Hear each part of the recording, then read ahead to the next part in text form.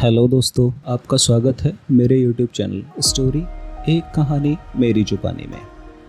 दोस्तों, आज की कहानी दो दोस्तों की कहानी है जो एक गांव में रहा करते थे।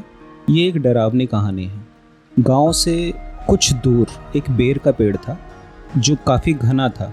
गांव के बच्चे वहाँ अक्सर बेर तोड़ने आया करते थे। उसी गांव में दो दोस्त रहते थे, सियाराम और दीपक।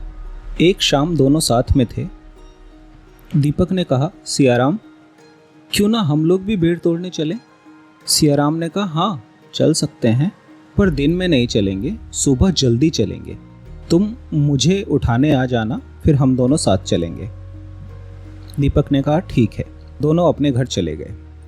रात में खाना खाने के बाद सियाराम और उसके दादाजी घेर में सोने गए।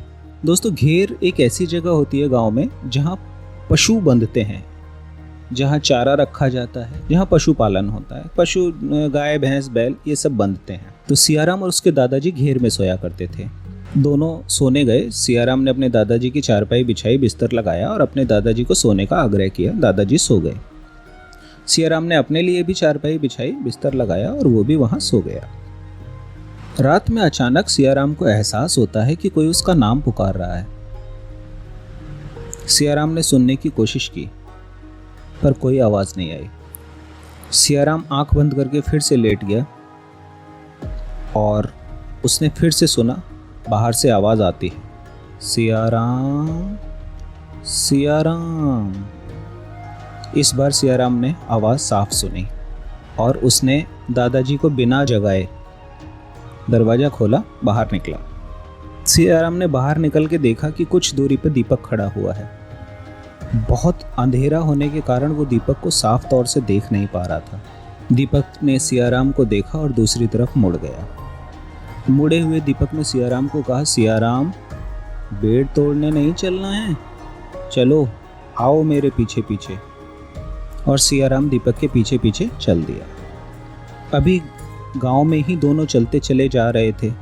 चलते चलते सियाराम ने कहा, दीपक, बहुत बेर तोड़ेंगे आज। दीपक ने कहा, दीपक, इस समय तो कोई भी वहां पे नहीं होगा, खाली हम दोनों ही होंगे तो मजा आएगा। दीपक ने कहा। दीपक कुछ बोल नहीं रहा था। सियाराम को अजीब लगा पर उसने कोई प्रतिक्रिया नहीं दी। दोनों ही चलते चले जा रहे थे। सियाराम ने दीपक के बराबर आने की कोशिश की लेकिन वो नहीं आ पाया। सियाराम ने अपनी गति बढ़ाई तो दीपक ने भी अपनी चलने की गति बढ़ा दी। सियाराम ने गति थोड़ी और तेज की तो दीपक ने भी तेज कर दी। सियाराम दीपक के पीछे पीछे चलता जा रहा था। अचानक उसे एहसास हुआ कि गांव से बाहर निकलते हुए उसने किसी पशु पक्षी की कोई आवाज़ नहीं सुनी है। सुबह होने की जो चहचहाट होती है अभी वो शुरू नहीं हुई है। अभी घनघोर अंधेरा था।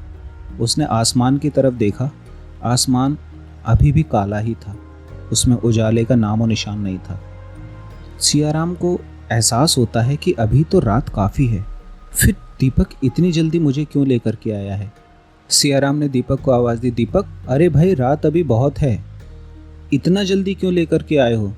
दीपक ने आवाज़ दी, मेरे पीछे आ जाओ।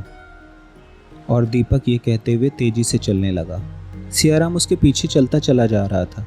अचानक सियाराम को एहसास होता है कि दीपक के व्यवहार में बहुत बदलाव है। दीपक इतना कम कभी नहीं बोलता था। सियाराम ने दीपक को गौर से देखने की कोशिश की पर क्योंकि अंधेरा बहुत ज़्यादा था तो वो उसको ढंग से देख नहीं पा रहा था। सियाराम को डर लगने लगा। अचानक सियाराम पीछे मुड़ा और उसने अपने घेर की तरफ दौड़ लगा दी। सियाराम दौड़ते हुए अपने घेर पे पहुंचा, दरवाज़ा खोला और अंदर चला गया। कुंडी लगा करके सियाराम अपनी चारपाई पे चुपचाप लेट गया और इस घटना को याद करके उसके पसीने छूट रहे थे। इसी घटना को याद करते हुए डर से उसके पसीने छूट रहे थे। इसी उधेड़ बुन में न जाने उसे कब नींद आ गई और सियाराम सो गया। कुछ देर बाद सियाराम के कानों में आवाज़ आई, सियाराम उठो, सियाराम, सियाराम उठो। सियाराम ने आंख खोली तो देखा दीपक उसे उठा रहा था। सियाराम ने सकपका के अपने आप को संभाला और दीपक की तरफ देखा। दीपक का हाथ झटक दिया। दीपक बोला, क्या हुआ सियाराम? उसने पास में चारपाई पे देखा तो उसके दादाजी बैठे हुए थे।